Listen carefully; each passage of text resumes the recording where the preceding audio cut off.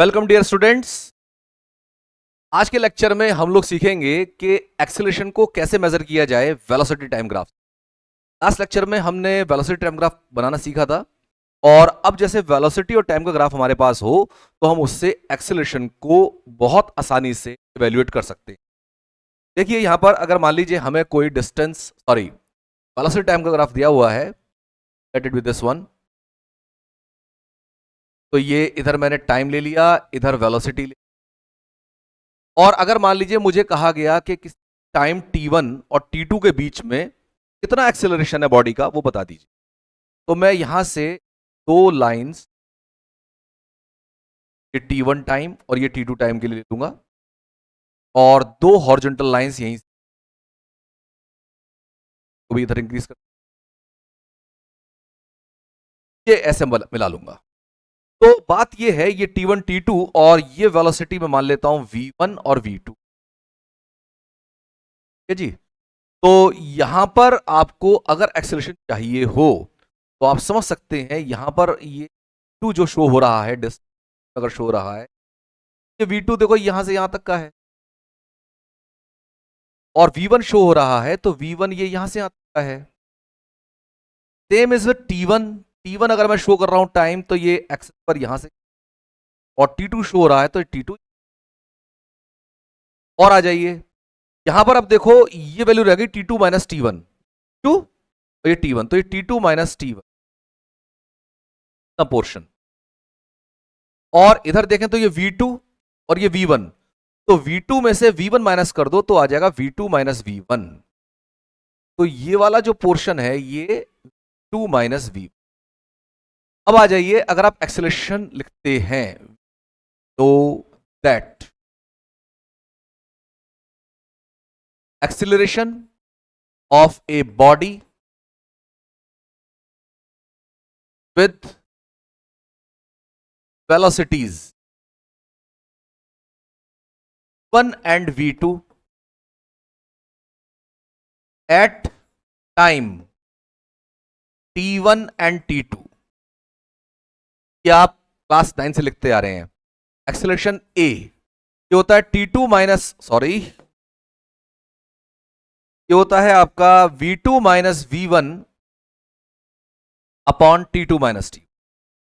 और अब अगर आप ग्राफ पर इसे ले लें तो v2 माइनस v1 ये लेंथ है, इनको नाम दे देते हैं हम o a b d।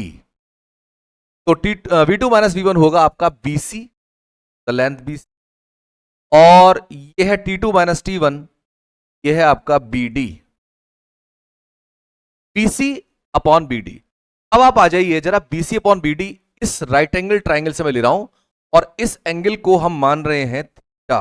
Colour change करके बना रहा हूं इसको, एंगल को अलग से नजर आए, ये थीटा।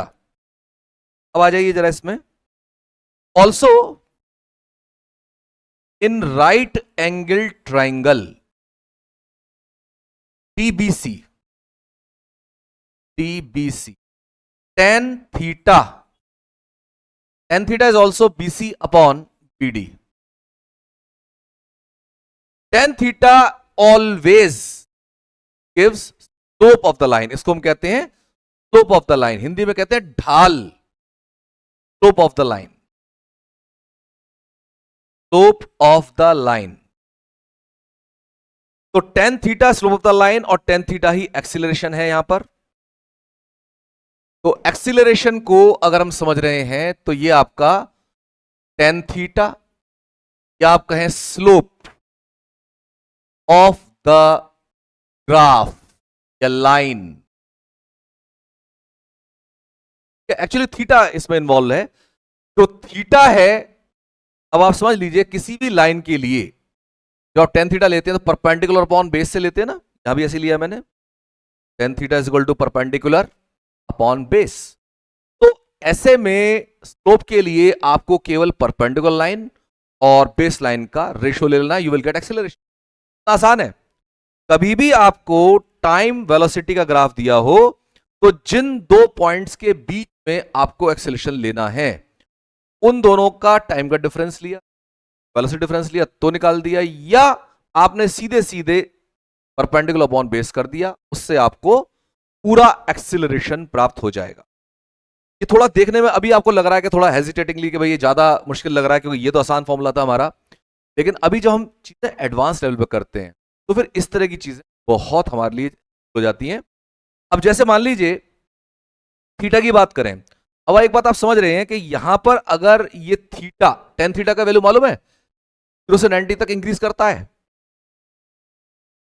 थीटा की वैल्यू अगर 0 to 90 हो तो टेन थीटा ऑलवेज इंक्रीजेस। मैं आपको एक बताता हूं, 0 डिग्री पर टेन की वैल्यू होती है 0, 30 पर वैल्यू होती है 1/√3, तो बढ़ गया, ये 0 था पॉजिटिव हो गया। 45 पर ये वैल्यू हो जाती है 1, फिर इसके बाद में 60 पर ये वैल्यू हो जाती है √3 1.732 होता है, बढ़ गया। 90 पहुंचते ये हो जाता है इंफिनिटी। तो यू कैन थिंक थीटा कितना तेजी से चेंज हो रहा है।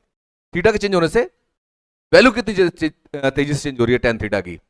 तो टेन थीटा इंक्रीज करता है 0 से 90 के बीच में। तो जब तक जो एंगल है हमारा, ये लाइन बना रही है टी एक्सिस साथ, ये एंगल, इसी का टेन तो ले रहे हैं हम, ये एंगल अगर आपका एक्यूट एंगल है तो एक्सेलरेशन विल बी पॉजिटिव। ये पॉजिटिव होगा, टेन थीटा हमेशा इंक्रीजिंग होगा और पॉजिटिव होगा, ऑलवेज इंक्रीजिंग एंड पॉजिटिव भी, टेन पॉजिटिव रहता है एक्यूट एंगल। तो इसका मतलब एक्सेलरेशन या टेन थीटा एक ही बात है, तो acceleration is positive and tan theta की वैल्यू बढ़ती चली जाती है। पॉजिटिव रखना ज्यादा बेटर है। अगर ग्राफ हमारा टी एक्सिस के ऊपर आ रहा है तो एक्सेलरेशन आप देखेंगे पॉजिटिव मिल रहा है। इसके अलावा अगर यही ग्राफ आपका डिक्लाइनिंग हो, ये ग्राफ ऐसा आ रहा होता, तो इस समय जो थीटा है ना, ये ऑब्ट्यूस होता, ये ऑब्ट्यूस एंगल, और ऑब्ट्यूस एंगल के लिए टेन हमेशा नेगेटिव होता है। तो अगर ऑब्ट्यूस एंगल है तो एक्सिलरेशन विल बी नेगेटिव, और हम इसे कहते हैं रिटार्डेशन।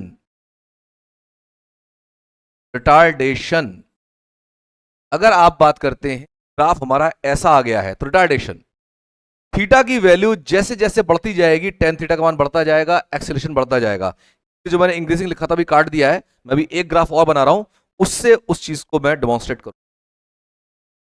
अगर मान लीजिए हमारे पास ग्राफ आ गया है कुछ इस तरह का, दो ग्राफ है मेरे पास, एक एंगल θ1 और दूसरा एंगल θ2।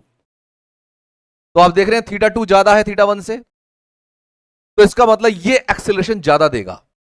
बस कायदा ये है कि टाइम वेलोसिटी ग्राफ होना चाहिए, ऐसा नहीं कि आप डिस्प्लेसमेंट टाइम का ग्राफ ले आओ फिर कहोगे ऐसा कुछ हो। θ2 ग्रेटर देन θ1 है, तो इसका मतलब जो ये वाला एक्सेलरेशन है, ये सेकंड बॉडी, ये फर्स्ट बॉडी, तो सेकंड बॉडी का एक्सेलरेशन ज्यादा है। Acceleration of body 2 is greater than